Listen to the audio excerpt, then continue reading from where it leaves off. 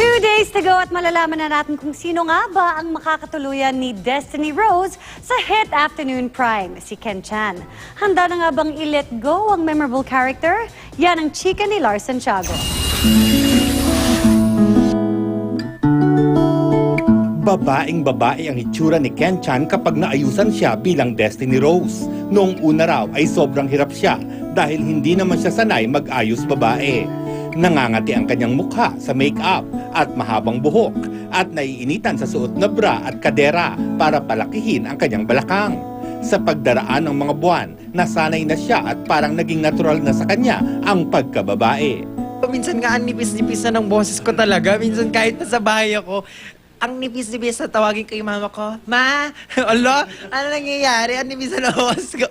Ngayong patapos na ang Destiny Rose, sabik na nagtatanong ang mga manonood kung ano ang magiging wakas. Nahati na ang viewers sa dalawang lalaki sa buhay ni Destiny. May Team Vince at Team Gabriel.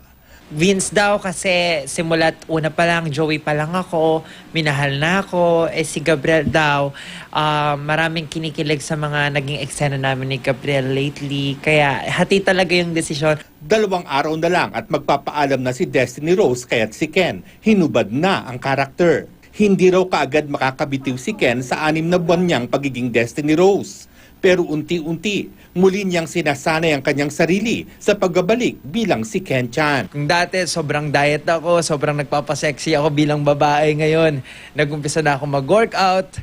Ngayon, hindi na ako nagda-diet, malakas na ulit ako kumain. Tapos, nagpagupit na ako ngayon ng buhok. Lars Santiago, updated sa Showbiz Happenings.